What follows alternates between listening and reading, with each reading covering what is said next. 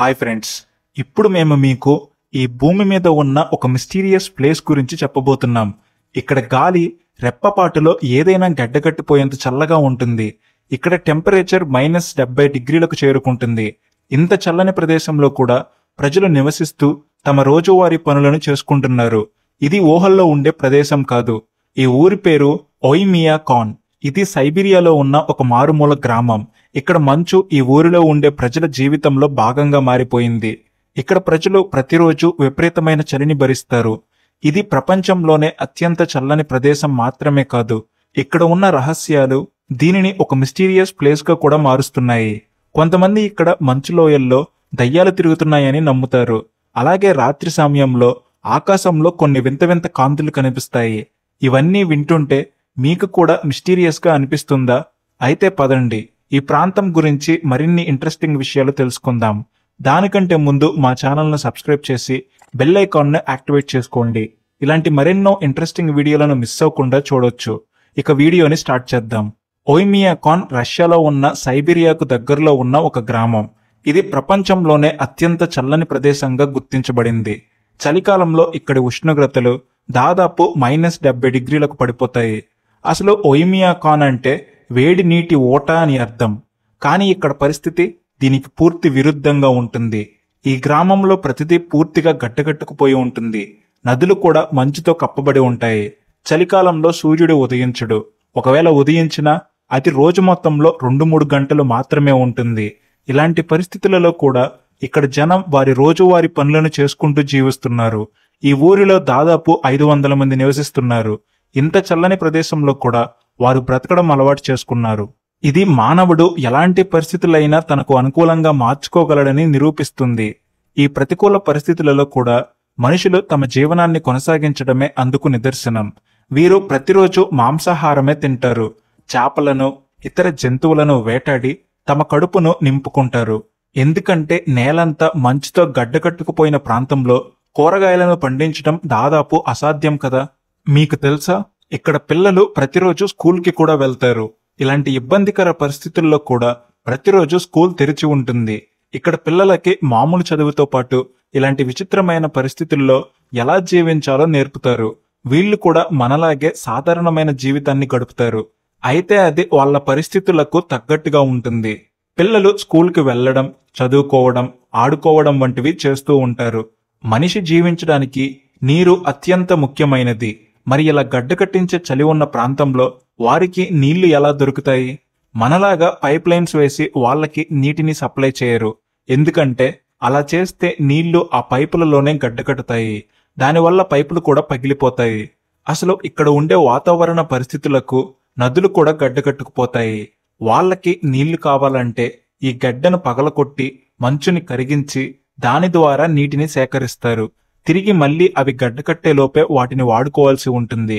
ఇలా వీళ్ళు ప్రతిరోజు ఒక పోరాటమే చేయాల్సి ఉంటుంది. మంచును కరిగించడానికి, తమను తాము వెచ్చగా ఉంచుకోవడానికి చెక్కలను, బొగ్గులు ఉపయోగిస్తారు. ఇందాక చెప్పినట్టుగా చేపలను, ఇతర జంతువుల మాంసాన్ని ఆహారంగా తీసుకుంటారు. ఎందుకంటే ఇలాంటి పరిస్థితుల్లో వ్యవసాయం చేయలేరు, పంటలు పండవు. కాబట్టి ఖచ్చితంగా నాన్ వెజ్ తినాల్సిందే. ఇది కూడా వారు వెచ్చగా ఉండడానికి సహాయపడుతుంది. మాంసంలో ఉండే కొవ్వు మన శరీరంలో ఉండే వేడిని పెంచుతుంది. దీనివల్ల కూడా వాళ్ళు అక్కడి చలిని తట్టుకోగలుగుతున్నారు. కొద్ది మొత్తంలో గ్యాస్, కరెంటు సప్లై చేయబడుతుంది. ఇది వాళ్ళు ఆహారం వండుకోవడానికి, ఇంట్లో వెచ్చగా ఉంచుకోవడానికి ఉపయోగపడుతుంది. అయితే ఇప్పుడు మీ అందరికీ ఒక డౌట్ రావచ్చు. ప్రపంచం చాలా పెద్దది. మరి ఇంత విశాలమైన ప్రపంచంలో వీళ్ళు ఎక్కడ ఎందుకు ఉంటున్నారు? ప్రపంచంలోనే వేరే ప్రదేశాలకు వెళ్తే అక్కడ మంచి వాతావరణ పరిస్థితులతో పాటు ఇతర సదుపాయాలు కూడా ఉంటాయి కదా. వాటిని ఉపయోగించుకుంటే మన జీవితం దీనికంటే ఇంకా బాగుంటుంది కదా అని వాళ్ళు ఎందుకు అనుకోవట్లేదు? ఎందుకంటే ఓయిమియాకాన్ చారిత్రక సంస్కృతి వారిని అక్కడి నుండి వెళ్ళనివ్వడం లేదు. క్లియర్ గా చెప్పాలంటే ఇక్కడ ప్రజలు కొన్ని వందల సంవత్సరాల నుండి నివసిస్తున్నారు. కాబట్టి ఇది వాళ్లకు బాగా అలవాటైంది. ఒకరితో ఒకరు మంచి సంబంధాలను కలిగి ఉన్నారు. వీళ్ళందరికీ ఈ ప్రదేశంతో ఒక మంచి బంధం ఏర్పడింది. కాబట్టి వీళ్ళంతా బ్రతికుండగా తమ జీవితంలో మరొక ప్రదేశానికి వెళ్లడానికి ఇష్టపడట్లేదు. అయితే ఈ మధ్య కాలంలో కొంతమంది యూత్ ఇక్కడ నుండి ప్రపంచంలోని ఇతర దేశాలకు, ప్రాంతాలకు వెళ్లి అక్కడ ఉండే సదుపాయాలను ఆస్వాదిస్తున్నారు. అయితే ఎక్కువ శాతం ప్రజలు ఇక్కడ నుండి మరొక ప్రదేశానికి వెళ్ళడానికి ఇష్టపడట్లేదు. నిజానికి ఒయిమియాకాన్ చారిత్రక అభివృద్ధి 20వ సెంచరీలో రష్యన్లు ఇక్కడ నివసించడం మొదలుపెట్టినప్పటి నుండి ప్రారంభమైంది. గడిచిన వందల సంవత్సరాలలో వాళ్ళు ఆ ప్రాంతంలో పరిస్థితులను ఎదుర్కొని జీవించే విధానాన్ని అలవాటు చేసుకున్నారు. ఈ ఊరిలో చాలా రహస్యాలు దాగి ఉన్నాయి. అవి ప్రపంచంలో నలుమూలల నుండి టూరిస్టులను, సైంటిస్టులను ఆకర్షిస్తున్నాయి. ఎందుకంటే ఇది ప్రపంచంలోనే అత్యంత చల్లని ప్రదేశాలలో ఒకటి. ఇక్కడ జీవన విధానం ప్రపంచంలోనే ఇతర ప్రాంతాలతో పోల్చినప్పుడు భిన్నంగా ఉంటుంది. మంచుతో కప్పిన ప్రదేశాలు టూరిస్టులకు చూడడానికి అందంగా కనిపిస్తాయి. ఇదే సందర్భంలో ఇలాంటి విభిన్నమైన వాతావరణ పరిస్థితులపై శాస్త్రీయ పరిశోధనలు చేయడానికి ఈ ప్రదేశం ఒక మంచి అవకాశాన్ని ఇస్తుంది. సైంటిస్టులు ఇక్కడికి వచ్చి ఈ ఊరిలో ఉన్న వాతావరణ పరిస్థితులతో పాటు కొన్ని అద్భుతమైన మిస్టరీలపై తమ ప్రయోగాలు చేస్తూ వాటి వెనుక ఉన్న కారణాలను తెలుసుకునే ప్రయత్నం చేస్తారు. ఇప్పుడు ఇక్కడ దాగి ఉన్న మిస్టరీల గురించి మనం కూడా తెలుసుకుందాం. ఈ ఊరి చుట్టుపక్కల వేడి నీటి ఊటలు ఉన్నాయి అని మీకు తెలుసా? అదేంటి, గడ్డ కట్టించే అంత చలిలో వేడి నీటి ఊటలు ఎలా ఉంటాయి అనుకుంటున్నారా? కానీ ఇది నిజం. చుట్టూ మంచుతో కప్పివేసిన ఈ ప్రాంతంలో ఒకచోట భూమిలో నుండి వేడి నీరు ఊరుతుంది. చాలా మంది ఇక్కడికి వచ్చి తమను తాము వెచ్చగా ఉంచుకోవడానికి ఈ నీటి ఊట దగ్గర కూర్చుంటారు.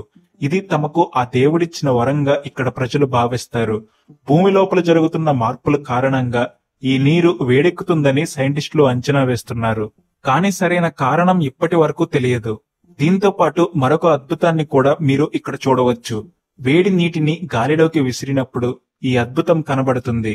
అదేంటంటే, వేడి నీటిని గాలిలోకి విసిరినప్పుడు అది తిరిగి భూమి మీద పడే గ్యాప్ లోనే మంచుగా మారుతుంది. మామూలు నీటిని ఇలా విసిరినప్పుడు ఈ అద్భుతం కనబడదు. మరి వేడి నీటిని విసిరితే అది త్వరగా ఎందుకు మంచుగా మారుతుంది? దీనిని ఎంపెంబా ఎఫెక్ట్ అని పిలుస్తారు. ఇది చలికాలంలో మాత్రమే ఇక్కడ కనబడుతుంది. ఈ ఎంపెంబా ఎఫెక్ట్ గురించి ఎప్పుడైనా ఇంకొక వీడియోలో డీటెయిల్డ్ గా ఎక్స్ప్లెయిన్ చేస్తాను.